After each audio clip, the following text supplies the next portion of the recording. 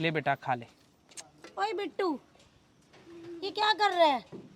तुझे एक बंदे का न्योता भेजा था, एक तो अब आ रहा है जब प्रोग्राम खत्म हो गया। अब ये अपने तीनों बच्चे साथ लेके। अरे आंटी जी, वो ना मेरी घरवाली गई हुई थी, तो मैंने सोचा कि अपने तीनों बच्चों को साथ ले आता हूँ।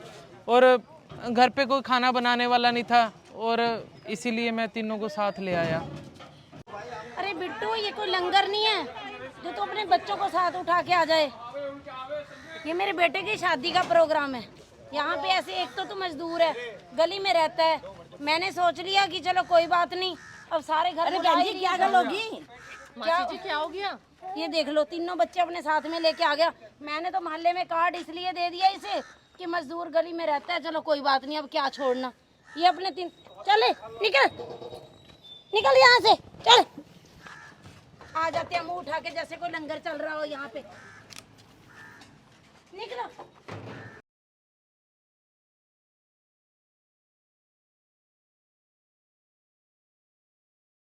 अंजलि, मोहल्ले वालों के तो ना बस 100 रुपये, 20 रुपये, 500 रुपये में तो ना 2-4 लिफाफों में से ही निकले हैं।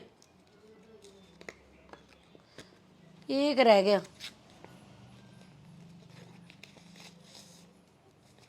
ये क्या, 1000 रुपया? ये बिट्टू पड़ोसी कौन है अंजलि? बिट्टू पड़ोसी?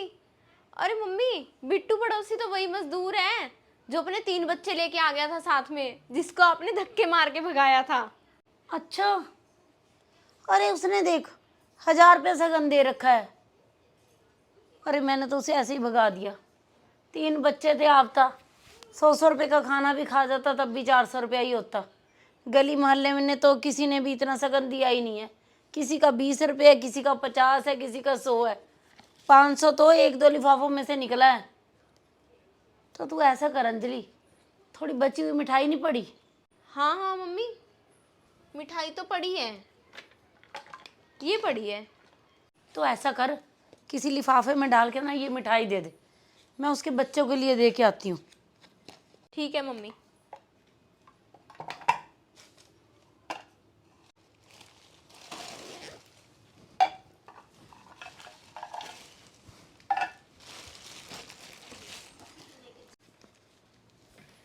लो मम्मी। चल मैं आती हूँ अभी। ठीक है।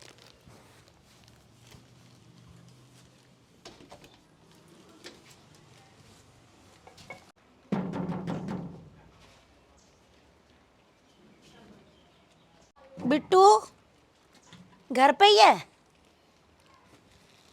ये ले बिट्टू, मैं तेरे बच्चों के लिए थोड़ी सी मिठाई लेके आई हूँ। और मुझे तो पता ही नहीं था कि तूने इतना ज़्यादा सगन दे दिया। मैंने ऐसे ही तेरे तीनों बच्चों को और तुझे वहाँ से निकाल दिया। ये मिठाई रख बेटा। अरे आंटी जी, हमें नहीं चाहिए आपकी बासी मिठाई। उस दिन तो आपने मेरे घर वाले की मोहल्ले के सामने सारी बेइज्जती कर दी और उसको खाना भी नहीं खाने दिया। हमें नहीं चाहिए मिठाई, ये लो। अरे क्या बात, बेइज्जती वाली क्या बात है इसमें? मैंने तो यही बोला था कि मोहल्ले में हमने एक एक बंदे को बुलाया था। ये अपने 3-3 बच्चे लेके वहाँ पे बैठा था। अब मुझे नहीं पता था कि इतना ज़्यादा सगन देगा, वरना मैं खाना खाने देती इसे। अच्छा तो आंटी जी, आप शगन देख के हमें खाना खाने देते? लाओ मेरा शगन वापिस। इस शगन से ना मैं पूरे 1 हफ्ता बच्चों को मिठाई खिलाऊंगा, वो भी ताजी। पकड़, चलो मेरे घर से बाहर निकलो। अरे धक्के क्यों मार रहा है? अरे जैसे आपने हमें धक्के मारे थे वैसे ही मार रहा हूँ। अभी तो मोहल्ले के सामने आपकी बेइज्जती नहीं कर रहा मैं। चलो निकलो मेरे घर से बाहर, चलो निकलो। अरे जा रही हूँ, इतनी बेइज्जती क्यों कर रहा है? निकलो। बिट्टू क्या हो गया? आंटी को धक्के मार रहा है। अरे बिट्टू, क्या हो गया? क्यों धक्के मारे आंटी को? अरे ये अमीर लोग होते ही ऐसे हैं। इन अमीर लोगों की शादियों में ना जाना ही नहीं चाहिए। सही चल बात। ज्योति।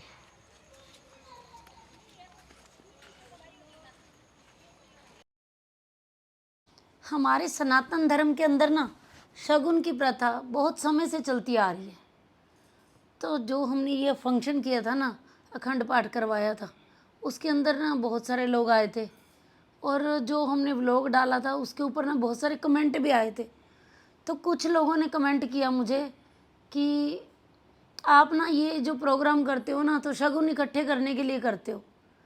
तो पहली बात तो यदि घर में अखंड पाठ करवाया जाता है तो उसके अंदर आपको पता होना चाहिए कि कोई शगुन नहीं लिया जाता। और जो हमारी हिंदू फैमिली हैं, जो हमारे हिंदू फंक्शन होते हैं, शादियां होती हैं घर में, तो उनके अंदर अगर शगुन लिया जाता है तो उसके पीछे भी ना एक कारण है। जब हम किसी को शगुन देते हैं तो उससे तो हमारा बृहस्पति मजबूत होता है, बृहस्पति अच्छा होता है, घर में सुख समृद्धि आती है जब हम किसी को शगुन देते हैं। और जो शगुन लेने वाला होता है उस व्यक्ति का शुक्र मजबूत होता है। तो मैं ज्योतिषी की यहाँ पे बातें नहीं करना चाहती थी, परंतु मुझे जितनी नॉलेज थी मैं वो बताना चाहती हूँ आपको। तो मैं तो यही कहूँगी कि शगुन लेना और देना एक प्रथा है, परंतु ये कोई अमीर गरीब वाली इसमें कोई बात नहीं होती।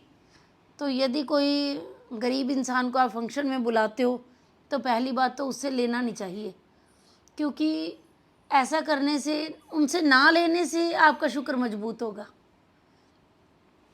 तो मैंने ये छोटी सी स्टोरी बनाई है कि मुझे एक छोटी सी कहानी और भी याद आ रही है कि 4 दोस्त बैठे थे, वहाँ पे उनका 5वां दोस्त आया।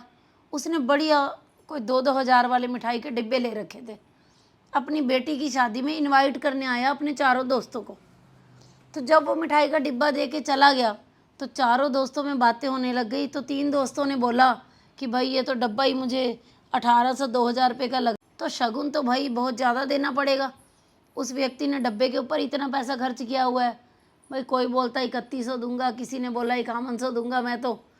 उनमें से ना एक 4 दोस्तों में से एक गरीब था, तो उसने बोला कि ये जो उसने डब्बे बनवाए हैं तो ये उसकी समर्थ थी, यानी उसकी गुंजाइश थी कि वो अपनी बेटी या बेटे की जो भी शादी थी उसके अंदर वो महंगे डिब्बे सबको दे सकता है।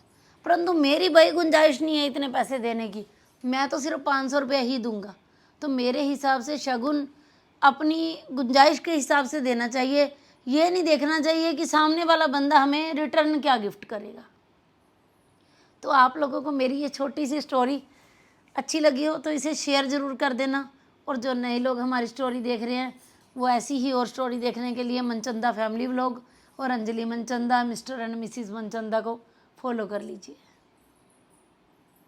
अमीरों की शाम गरीबों के नाम, इसी बात पर सबको मेरा सलाम। अमीरों की शाम गरीबों के नाम।